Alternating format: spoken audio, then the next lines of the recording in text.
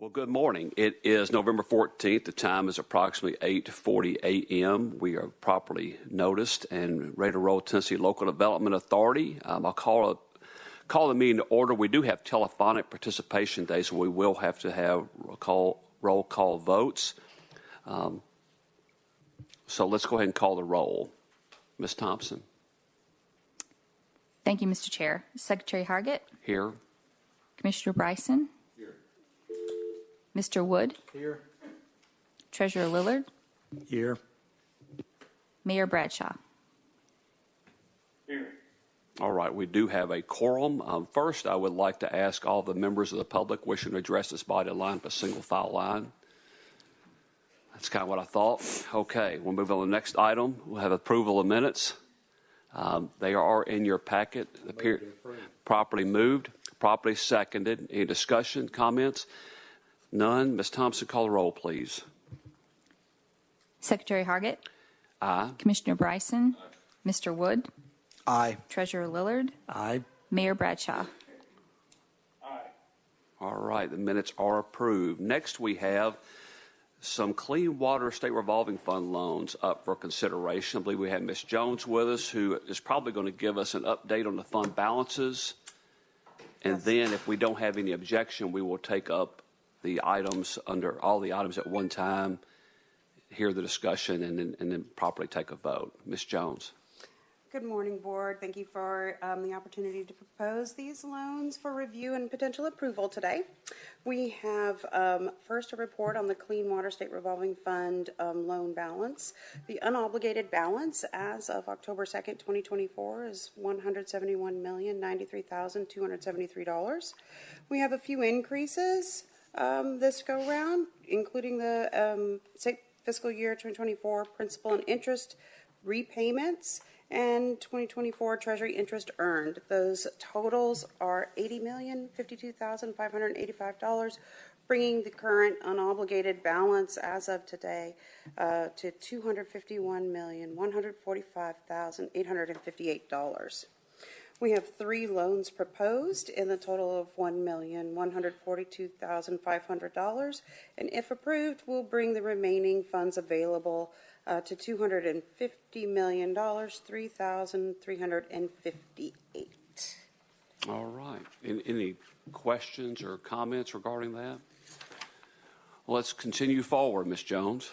Fabulous. I have 3 loan requests to present to you to the board today.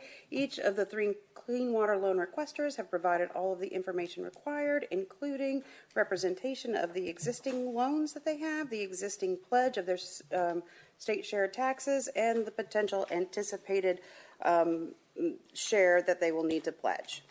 First up is the town of Dandridge. They are requesting a $400,000 planning and design loan with a term of 5 years.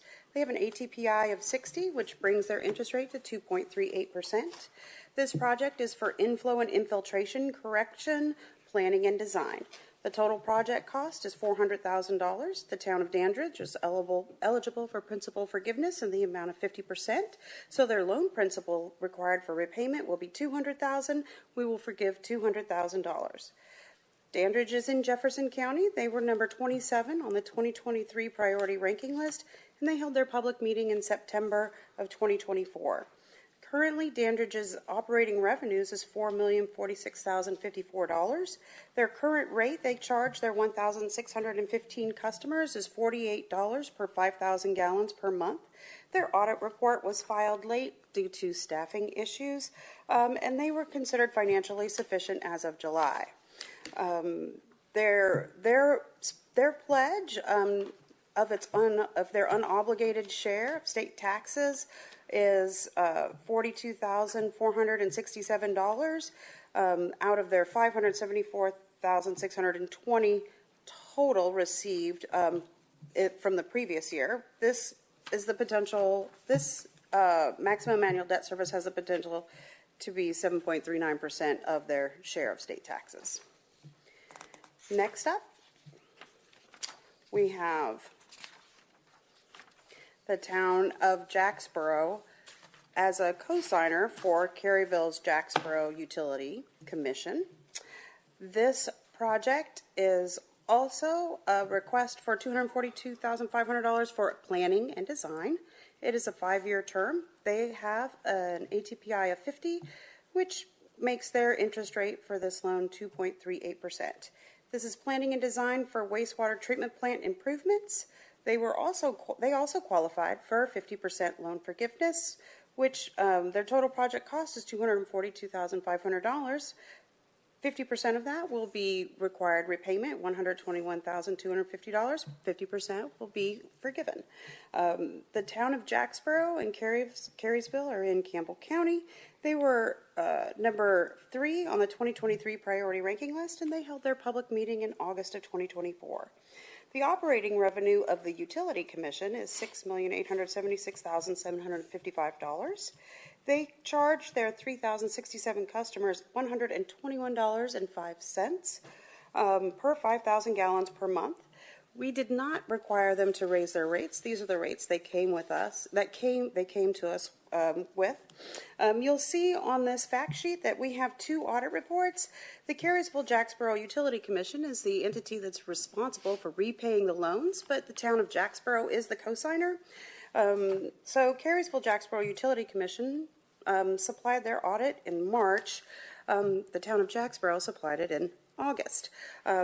We considered the commission financially sufficient in July, and it is the town of Jacksboro that pledges its share of state taxes. The Carysville-Jacksboro Utility Commission is jointly owned by the town of Carysville and the town of Jacksboro, so they go back and forth between co-signing. The total SSTS of the town of Jacksboro in the prior fiscal year is $374,710. Their prior obligations, along with the potential annual debt service for this obligation, brings the total to $32,485.64, which represents 8.67% of their share of state taxes. Lastly, we have the town of White Pine. Where's Mr. White Pine? The town of White Pine is requesting also a planning and design loan of $500,000. That term is 5 years. They are a 50 on our ATPI. Their interest rate is also 2.38%. This planning and design loan is for collection system rehabilitation. The total project cost, again, $500,000 for that planning and design. They were eligible for loan forgiveness, so their principal for this request is $250,000 with 50% forgiven at $250,000. The town of White Pine is in Jefferson County. They were 24 on the 2023 priority ranking list. They held their public meeting in September of 2024. Their operating revenues are $1,648,849. They charge their 1,228 customers $40.58 per 5,000 gallons per month. Their audit report was filed timely. And they were considered financially sufficient in July. Their last year, prior fiscal year's share of state taxes was $397,684. Their prior they have 2 loan requests with us this month.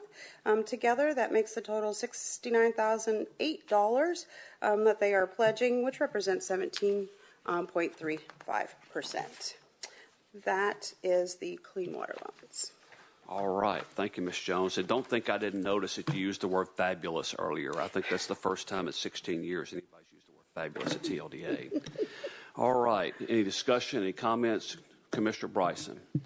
Thank you very much for that. I just have a question. I'm not exactly sure what I'm asking, except that there's a red flag here I just want to ask about, which is $121 with the Caryville-Jacksboro Utilities. It looks like they're MADS is in line, so they're okay as far as debt service goes. But that's triple what we see on the other ones, as far as what they're charging, and it's higher than I remember ever seeing in this come up. Do you have any insight into why that is so high at all? No, I don't. That is just the rates that they came with. Mm-hmm. So, yeah. It might be based on previous obligations. I'm not sure. Okay. All right. Thank you. Would you mind reaching back out to them and just letting them know that question came up at the TLDA meeting? We'd like a little more detail on that. And if you would supply that back to the members after after you get that Absolutely. information. Thank you. All right, Chair will entertain a motion. Properly moved. Second. Multiple seconds. All right. Any discussion? Hearing none. Let's take a vote, Ms. Thompson. Secretary Hargett, Aye. Commissioner Bryson, Mr. Wood, Aye. Treasurer Lillard, Aye. Mayor Bradshaw. All right. Items are approved. Now let's move over to the Drinking Water State Revolving Fund loan. She'll give us an update on the balance, and without objection, we'll hear a description of all three items and then move forward with a vote. Thank you, sir. So the fund balance for the Drinking Water State Revolving Loan Fund as of October 2nd is $80,397,579. We have two increases, which are our principal and interest repayments, as well as our treasury interest earned. That total is $15,468,639, bringing the unobligated balance as of today prior to these potential loan approvals to $95,866,218. We have two requests today from the town of Fayetteville and the town of White Pine. That total request is $15,150,000, which, if approved, would bring the remaining funds available for loan to $80,716,218. Each entity requesting loans today has provided the required documentation, including representation of their existing debt, in their security pledge of all existing debt, attestation of the legal obligation to report on new debt, and any justification for late filing. First up is the City of Fayetteville. This is a companion loan. This is a construction loan requesting $15 million. The term is 20 years. Their ATPI is 40. The interest rate for this loan will be 1.87%. This is a continuation of the replacement of approximately 83,000 linear feet of water line. The total project cost for this is $30,200,000. Previously, we awarded them a $15,200,000 loan with significant principal forgiveness. So this time around, they still have the 50 there, is $15 million loan with no principal forgiveness.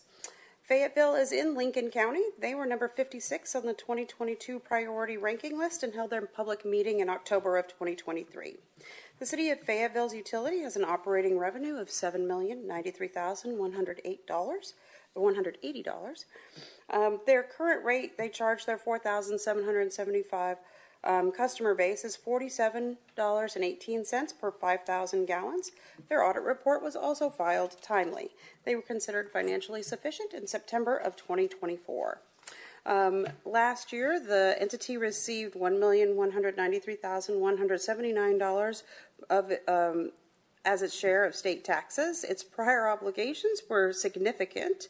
This loan will add $899,549, bringing its total obligations to $2,862,384.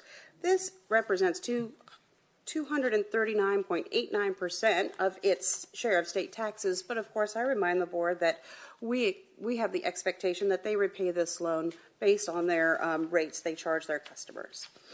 And like I said earlier, all required documentation has been provided. Next up is the town of White Pine. This drinking water loan request is for $150,000 for planning and design. That term is 5 years. Again, they have an ATPI of 50, and their interest rate is 2.38%. This planning and design loan is to plan for a new water storage tank.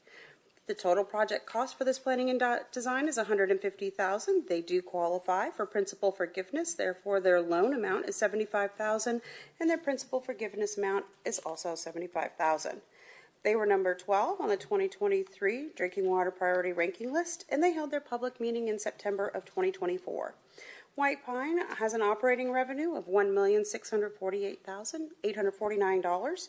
Their current rate they charge their 1,529 customers is $32.86 per 5,000 gallons. Their audit report was filed timely, and we determined their financial sufficiency in July of 2024. The total from their prior fiscal year of state shared taxes was $397,684. Together with the 2 loans that they have requested from SRF today, brings their total pledge to $69,008, which represents 17.35%.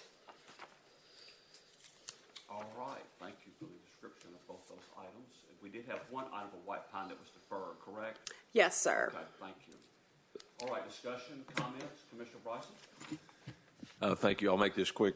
So just on the City of Fayetteville loan, you mentioned that the MAS as a percent of state share taxes is 239%, and that's usually our backstop for how they can pay it off, correct? When I did the math, it looks like their total debt service annually is about 40% of their total budget.